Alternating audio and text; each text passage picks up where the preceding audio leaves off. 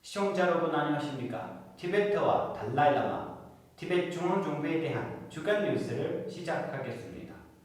저는 뉴스 진행자 주결입니다. 먼저 헤드라인을 살펴보겠습니다. 티베트의 정신적 지도자 달라이라마는 몽골의 대통령 당선자의 축하 메시지를 보냈습니다. 캐나다 국회의원 티베트 지지그룹은 대통령 벤파치링과 함께 티베트의 날을 기념했습니다.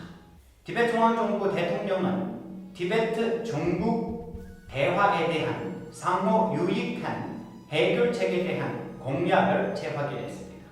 대량 예방 접종 추진하여 66%의 티베트 주민이 코로나19 접종을 받았습니다. UN 전문가들이 중국이 티베트인들과 위구르인 등의 강제 장기 적출 중단을 촉구했습니다. 티베트를 위한 스위스 의회 그룹이 실행 계획 논의를 위한 회의를 가졌습니다. 체코 상원이 2022년 중국 동계올림픽 보이콧 결의안을 통과했습니다. EU와 미국 정상회담 중 중국의 인권 침해를 제기했습니다. 일본 티베트 사무소는 주한 티베트 커뮤니티와 온라인 미팅을 가졌습니다.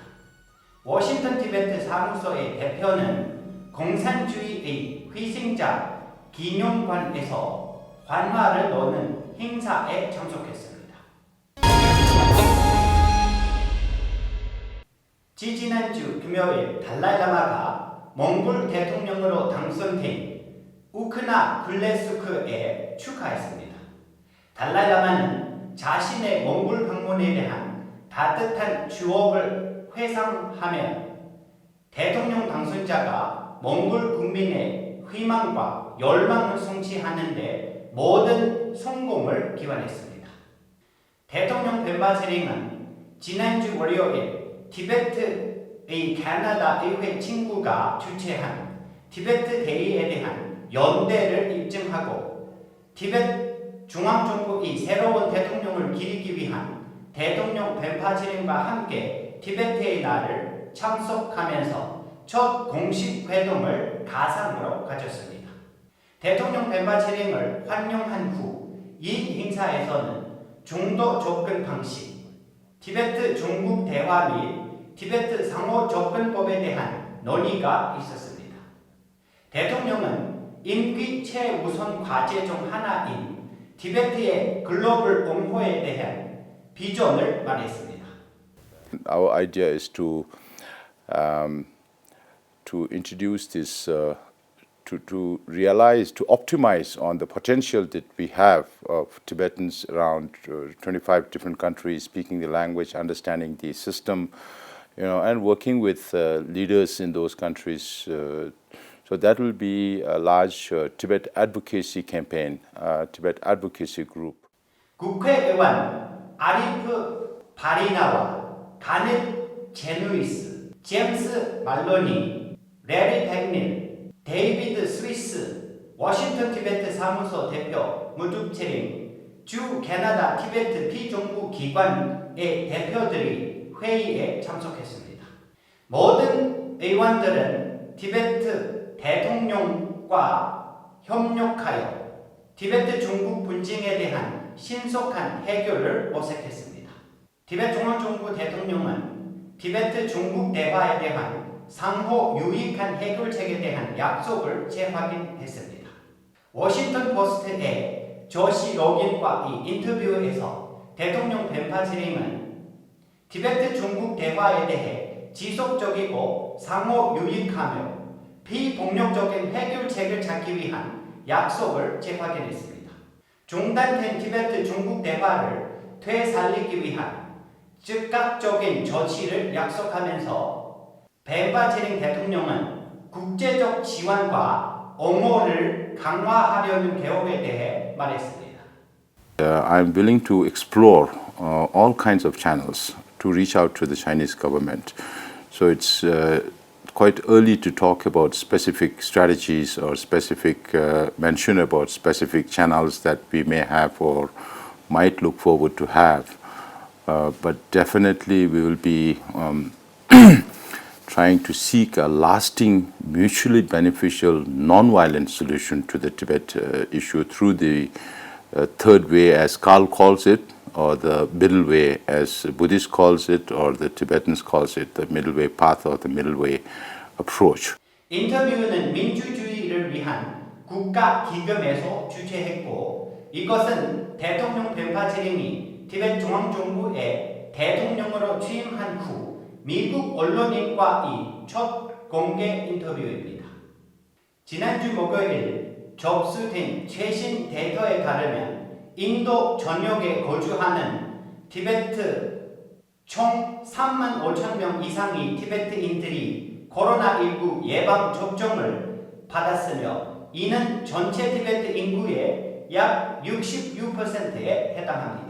이 중 62%가 1, 2차 코로나19 백신 접종을 받았으며 39.87%가 1차 접종을 받았습니다.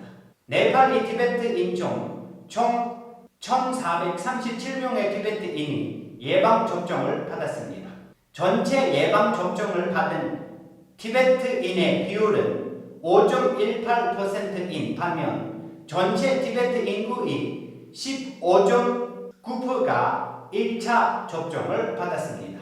티베트 중앙정부의 지도 아래 수많은 티베트 사원, 비정부 기관 및 개인이 티베트 학교, 사원, 정착촌 및 도시에 흩어져 있는 티베트 대학생들을 대상으로 접종을 후원했습니다. 취임 후 대통령 벤파치링은 41개의 티베트 정착촌의 정착 담당관과 1년의 가상회의를 가졌으며 인도와 네팔의 티베트 정착촌에서 대량 예방접종 추진 상황을 검토했습니다.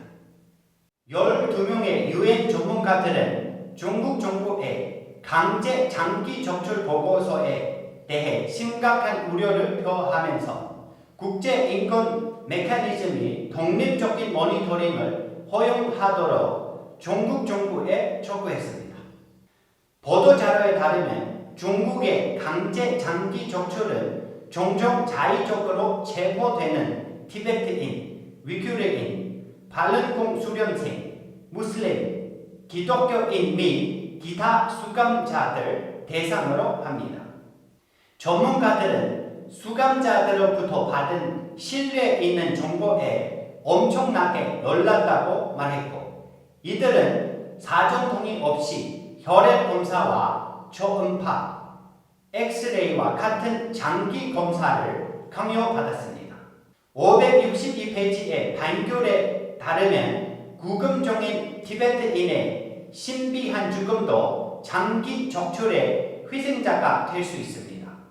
제네바 티베트 사무소는 중국이 국제인권 메커니즘에 의한 독립적인 모니터링에 대한 접근을 허용하는 것을 포함하여 유엔 전문가들의 요구에 따를 것을 촉구했습니다. 티베트인을 위한 스위스 의회 그룹은 진행 중인 여름 회기와는 별도로 티베트를 위한 행동 계획을 논의하기 위해 만났습니다. 거부된 티베트 망명 신청자의 상황과 티베트 내부의 전반적인 상황을 포함하여 광범위한 문제가 논의되었습니다. 국회의원들은 티베트인과 티베트에 대한 지속적인 지지를 보장하고 베이징에서 열린 2022년 동계올림픽을 외교적으로 보이콧하는 중원에 소명했습니다. 그룹의 공동회장인 바비안 몰리나, 니콜라스 월더, 닉 구글, 그룹의 회장인 크리스틴 베터치, 프리스카 비로 헤미모, 마르스티나 문스 및 마니아 스타크리브 벨로, 스위스 티베트 우호 협회 회장 토마스 비클리, 티베트 유럽 청년 협회 회장 다시 시체장 및 제네바 티베트 사무소의 관계자가 회의에 참석했습니다. 여름 회기는 5월 31일에 시작되어 6월 18일까지 열렸습니다. 지난주 목요일 체코 상원은 중국인, 티베트인, 위구르인 등 대상으로 한 심각한 인권 침해를 이유로 2022년 중국 베이징에서 열리는 동계올림픽을 보이콧할 것을 촉구하는 결의안을 통과시켰습니다. 이 결의안은 6월 10일에 통과되었습니다. 이 결의안은 외국 국방 및 안보위원회의 승인을 받아 바벨 비쇼 상원의원이 상원에 제출했습니다. 이 결의안은 2008년 올림픽에 대한 중국의 실패한 공약도 언급했고 체코 정부가 중국의 인권 의무를 평가하고 유엔 기구에 문제를 체계적으로 제기할 것을 촉구했습니다.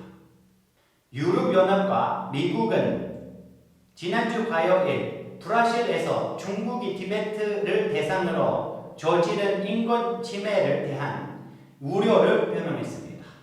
양측은 협력, 경쟁, 체계적인 경쟁 요소 등 중국과 관련된 모든 문제에 대해 긴밀히 협의하고 협력할 계획입니다. 유럽 위원회 회장인 찰스 미셸과 유럽 집행위 회장인 우스줄라 폰 데오 라이엔이 EU를 대표했고 조 바이든 대통령은 미국을 대표했습니다. 이것은 2014년 이후 첫 번째 EU 미국 정상회담이자 2017년 이후 미국 대통령이 EU 기관을 처음 방문했습니다. 일본 티베트 사무소 대표 채왕 갤보 아리아는 지난주 토요일 주한 티베트 공동체와 온라인 총회를 가졌습니다. 아리아 대표는 공통의 목적을 잊지 않고 티베트의 문화와 정체성을 보존하는 중요성에 대해 말했습니다. 그리고 지역의 티베트 협회를 설립하여 한국 국민과 정부, 국회의 지지를 구할 것을 권고했습니다. 아리아 대표는 주한 티베트인들이 티베트 중앙정부에 자발적인 기부금을 보낼 수 있는 방법을 재무부와 협의하여 간소화될 것이라고 말했습니다.